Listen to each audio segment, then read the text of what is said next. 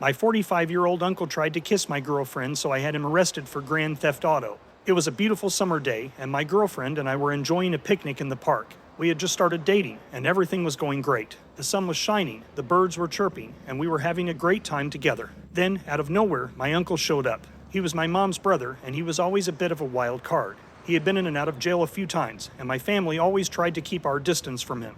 But there he was, standing in front of us with a big smile on his face. He sat down next to us and started making small talk, but I could tell that something was off. He kept looking at my girlfriend in a way that made me feel uncomfortable, and then, before I knew it, he leaned in and tried to kiss her. My girlfriend pushed him away and stood up, clearly upset. My uncle just laughed it off and said he was joking, but I knew better. After a few minutes of awkward silence, my uncle got up and said he was going to go run some errands. I watched him walk away, feeling a mix of anger and disgust. As my girlfriend and I started packing up our picnic, I realized that my uncle had taken my car keys from my bag.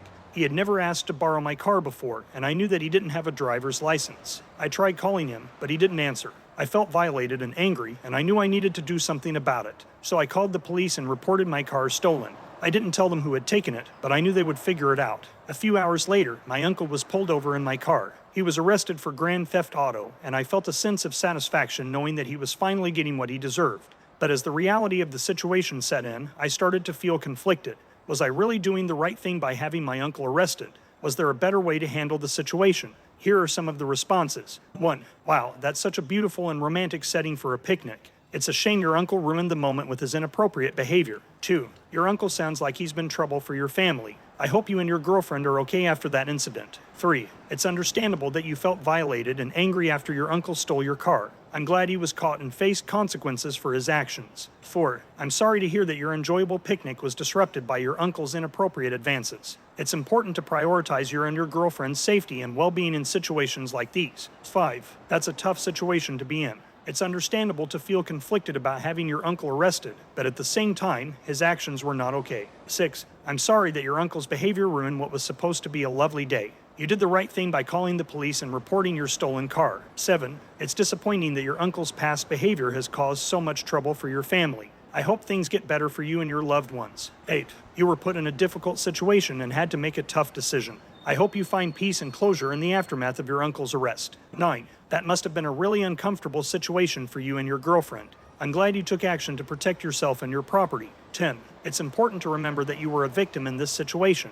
Your uncle's actions were unacceptable and had consequences. Let me know your thoughts in the comments section below. Story 2. My least favorite aunt came to visit and kicked my favorite dog, so I put dead fish in her car trunk and under her car seats. It was a beautiful day in the small town of Oakwood. The sun was shining, the birds were chirping, and my family and I were enjoying a relaxing afternoon in the backyard. That is, until my least favorite aunt, Aunt Susan, arrived unexpectedly. Now, I know it's not very nice to have a least favorite family member, but Aunt Susan has always been a thorn in my side. She's loud, obnoxious, and always has something negative to say. To top it off, she's never liked my dog, Max. Max is my favorite furry friend. He's a golden retriever who's always by my side, wagging his tail and bringing joy to everyone he meets. But for some reason, Aunt Susan can't stand him.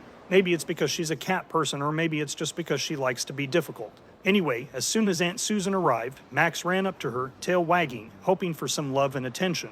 But instead of petting him like a normal person, she kicked him in the side. Max yelped in pain and ran away, tail between his legs. I was furious. How could she treat an innocent animal like that? I confronted her and told her that it was unacceptable behavior. But of course, she just shrugged it off and said something snarky like, "Oh, it's just a dog. Get over it." I couldn't just let this slide. Max is a part of our family, and I wasn't going to let Aunt Susan get away with hurting him. So I came up with a plan for revenge. Earlier that day, my brother and I had gone fishing at a nearby lake. We caught a few fish, but we didn't plan on eating them. Instead, we threw them in a bucket and left them in the garage. I went to the garage and grabbed the bucket of fish. I opened the trunk of Aunt Susan's car and dumped the fish inside. The smell was pungent, but I knew it was worth it. I also put a few fish under the seats of her car, just to make sure the stench would linger. The rest of the day was pretty uneventful. We had dinner, Aunt Susan complained about everything, and then she left. I couldn't wait to hear about her reaction to the surprise in her car. The next day, I got a phone call from my cousin, who lived with Aunt Susan. Apparently, she had found the fish and was livid. She had to take her car to the car wash multiple times to try and get rid of the smell, but it still lingered. I couldn't help but feel a little bit satisfied. It was nice to see Aunt Susan get a taste of her own medicine. Maybe next time that bitch will think twice before she kicks my dog.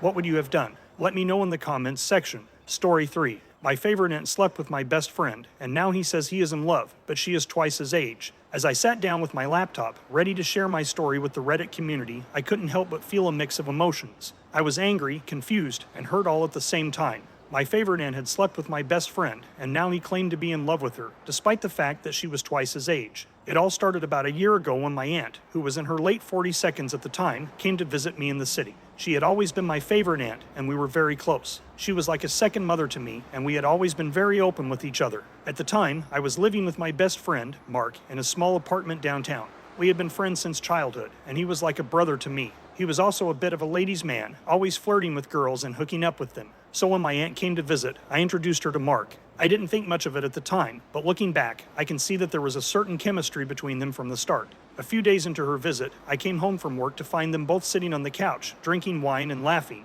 They looked like they were having a great time, and I was happy to see my aunt getting along so well with my friend. But as the night wore on and the wine flowed more freely, things started to get a bit weird. They were touching each other a lot, and I could tell that there was some sexual tension between them. I tried to ignore it and went to bed, but I couldn't shake the feeling that something was off. The next morning, I confronted them both, and they admitted that they had slept together. I was shocked and hurt. How could my favorite aunt do something like this? And how could my best friend betray me like that? To make matters worse, Mark started to act like he was in love with her. He would go on and on about how amazing she was and how he couldn't stop thinking about her. Meanwhile, my aunt seemed to be enjoying the attention, even though she knew how I felt about the situation. I tried to talk to both of them about it, but they both insisted that they were in love and that age was just a number. I couldn't believe it. My aunt was twice his age. How could this be happening? As the weeks went on, their relationship only grew stronger. They would go on romantic dates, hold hands in public, and even talk about moving in together. It was like they were in their own little world, and I was just an outsider looking in. I tried to distance myself from the situation, but it was hard. I had lost my favorite aunt and my best friend all at once, and I didn't know how to deal with it. Eventually, Mark moved out of our apartment and into my aunt's house. They were officially a couple, and there was nothing I could do about it. I tried to move on with my life, but it was hard. I couldn't help but feel like I had been replaced, like they didn't care about me anymore. And then, just when I thought things couldn't get any worse, my aunt got pregnant. At 49 years old, she was considered high risk, and everyone was worried about her health. That she was determined to have the baby, and Mark was right by her side the whole time. When my cousin was born, I couldn't help but feel a mix of emotions. I was happy for my aunt, but I was also angry and hurt. How could she do this to me? It was a difficult time for me. I felt like I had lost my family and my best friend. I didn't know how to process everything that had happened, and I felt like I had been left behind. But as time went on, I began to realize that life goes on. My aunt and Mark may have found love in an unconventional way, but that didn't mean that our relationship had to end. I started to visit them more often, and I slowly began to accept their relationship. It wasn't easy, but I knew that I couldn't let my hurt and anger get in the way of my family. As for Mark and my aunt, they were happy together. They had a beautiful baby boy, and they were building a life together. It was strange to see my best friend as a father figure, but I could tell that he loved his son and would do anything for him. Over time, I began to see my aunt and Mark in a different light. They may have started their relationship in a way that I didn't agree with, but that didn't mean that their love wasn't real. In fact, I started to admire them for taking a chance on love, despite the odds. They were happy, and that was all that mattered. How would you feel if that happened with you and your best friend? Leave a comment and let me know. Story 4. My weird uncle got drunk and tried to shoot me, so I knocked him out with a shovel, and now my mom is mad at me. I never really liked my Uncle Mike. He was always the black sheep of the family, the one who always had a few too many drinks at family gatherings and would start telling inappropriate jokes. But I never thought he would try to shoot me. It was a warm summer evening, and my family was having a barbecue at our house. Uncle Mike was there, of course, and he was already well on his way to being drunk when he arrived. He kept slurring his words and laughing at everything, even things that weren't particularly funny. I tried to avoid him as much as possible, but he kept following me around and trying to make conversation. Finally, I made an excuse and went inside the house to get away from him. I thought that was the end of it. But a little while later, I heard a loud noise outside. I went to the window and saw Uncle Mike stumbling around the backyard, waving a gun in the air. I couldn't believe it. I knew he owned guns, but I never thought he would bring one to a family gathering. I quickly called the police, but before they could arrive, Uncle Mike stumbled towards me, still waving the gun. I tried to talk to him, to calm him down, but he was beyond reason.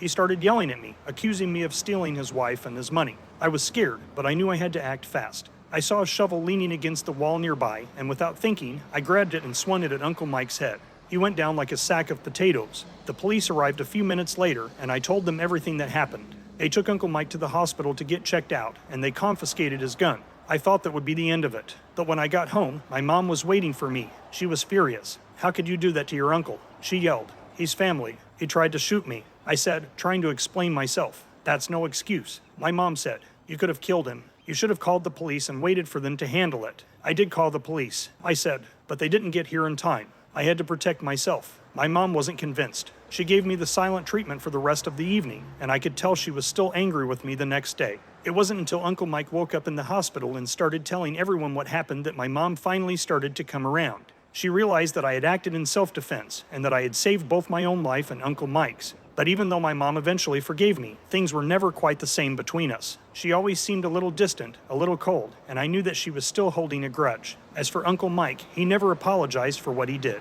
In fact, he seemed almost proud of it, telling everyone who would listen that he had stood up to me and I had knocked him out with a cheap shot. I tried to avoid him as much as possible after that. I didn't want to be around someone who was capable of such violence, even if he was family. In the end, I realized that family isn't always what it's cracked up to be. Just because someone is related to you doesn't mean you have to like them or forgive them when they do something terrible. I learned that sometimes you have to do what's best for yourself, even if it means hurting someone else's feelings. And I learned that no matter how much you try to avoid them, there's always a weird uncle lurking around the corner, ready to cause trouble. Despite everything that happened, I couldn't help but feel a little guilty for hitting Uncle Mike with the shovel. I didn't want to resort to violence, but in that moment, it seemed like the only option to protect myself. When you subscribe, be sure to click the notification bell. Click here for more Tangled threads.